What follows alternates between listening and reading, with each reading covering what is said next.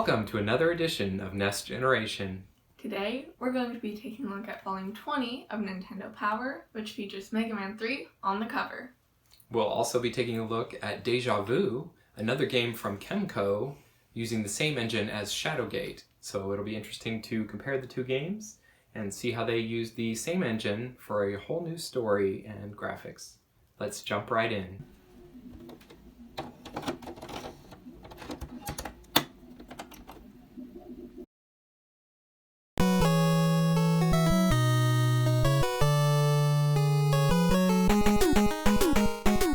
Starting out today, we have Mega Man 3, a sequel to another game that we've looked at, Mega Man 2. It's another great game in the series from Capcom and is considered by many to be one of the best games in the Mega Man series. What did you think about Mega Man 3, Laurel? I thought it was really difficult. I tried 3 different bosses, or 3 out of the 8 that are available to you. First I tried Spark Man, then Snake Man, and then Needle Man, and I failed miserably with all of those. Yeah, Mega Man 3 and kind of Mega Man in general is definitely one of the series that kind of coined the NES hard title because it can definitely be pretty tricky at times. One thing that makes it easier would be the ability to use different power-ups from the boss characters. So that's a big thing is finding sort of the order to fight the bosses in order to use their various weapons against the other bosses. So we should say there's 8 bosses like Mega Man 2. All of them are Needle Man, Spark Man, Snake Man, Hard Man, Top Man, Gemini Man, Magnet Man, and Shadow Man. I feel like in some of the series they ended up having to kind of reach to find interesting themed bosses, but when I first opened up the game, I'm like, oh, those are some interesting choices. Yeah, so there's that's definitely a big thing with it is finding that optimal order. I mean, you can do it in any order, but it can be easier in getting it in an order that gives you more tools, as it were, to fight the different enemies and bosses. So some of the big new things in this game, there's the slide move. Right. It happened like a few times accidentally while I was trying to do some parkour. Mm-hmm. And then I couldn't replicate it. I think it's down and B. I want to say. That sounds like. But it can let you dodge enemies' attacks because you can move left or right faster than walking, and then also lets you slide under obstacles. So that comes in handy. And then another big thing is his sidekick dog, Rush, which you access in the pause menu. So you can go in there and the same way that you can select the different weapons later on, you can select Rush Dog and he'll come in. I think he starts with just the ability to do like a, how would you say, like a spring platform? Yeah, I didn't really know how to access the dog, so I accidentally managed to get stuck in the menu. Mm. And it took me like forever to try to get out, and it kept like trying to give me like the dog power up, and I was like, but I don't need the dog power up because I didn't need to jump anywhere. So that was interesting. Yeah, and so at various points you unlock a couple other abilities with the Rush, the ability to fly in certain areas and traveling around underwater. Again, this is a game that has great music like Mega Man 2, and another thing to mention maybe is there's like some mini boss type stuff in the middle of some of the levels where you encounter Breakman, which opens up other paths and things as you're going along. That is a pretty good look at Mega Man 3.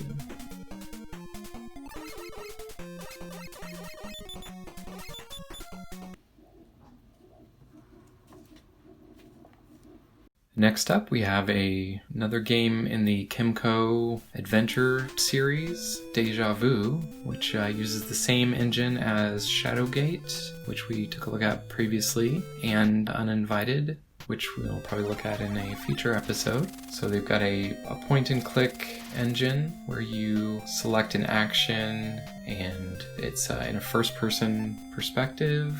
So you're clicking on items, picking up things. You've got an inventory. There's containers in the inventory, so a lot of times you'll pick up like a jacket or a wallet, and then you have to open that item, and there's things inside of it. So there's some interesting puzzle type stuff that comes into play there, where you might find something and not realize, oh, there's another item inside of that is what I actually need. What did you think about Deja Vu?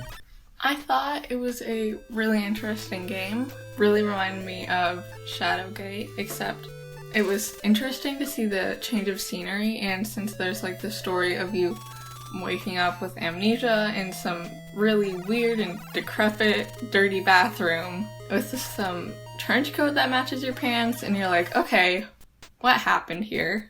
So, like, you kind of just go through and get a bunch of stuff, and throughout the game, you end up kind of experiencing deja vu, I guess. After you exit the bathroom stall, you can see a mirror, and if you examine it, then this theme starts playing, and, like, your face pops up, and you realize that you don't recognize yourself, which is not good. It reminds me a little bit of, there's a movie called Memento, that it's not exactly the same thing, but it's a similar, like, except that one's like really weird and has some interesting way they've set it up. But in any case, it's kind of a similar idea of like a character that doesn't know who they are and is kind of going through and trying to figure it out. And so it fits into the theme of deja vu, of like you're kind of constantly like having these oh, have I been here before? So it's kind of an interesting way to tie it in with the title. So I think it was well named in that respect.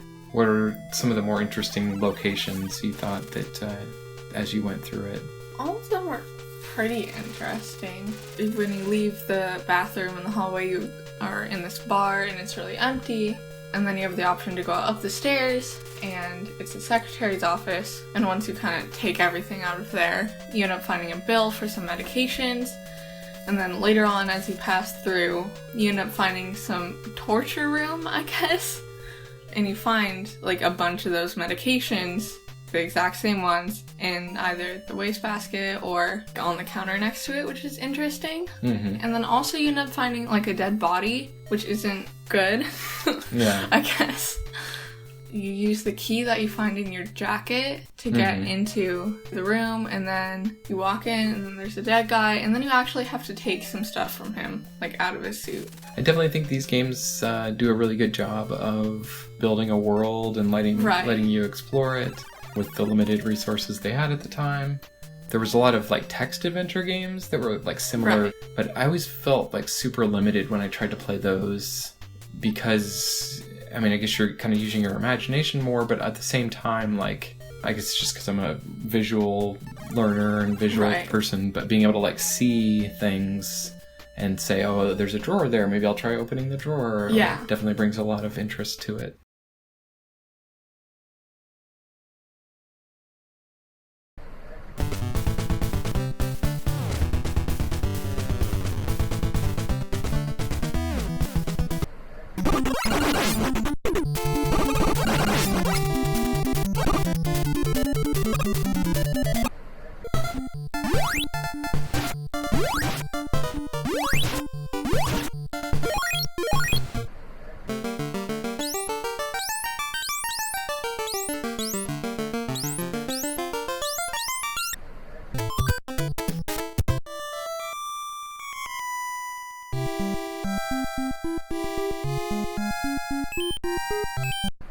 Thanks for joining us on this episode of Nest Generation. If you enjoyed this video and want to see more, make sure to leave a like and subscribe.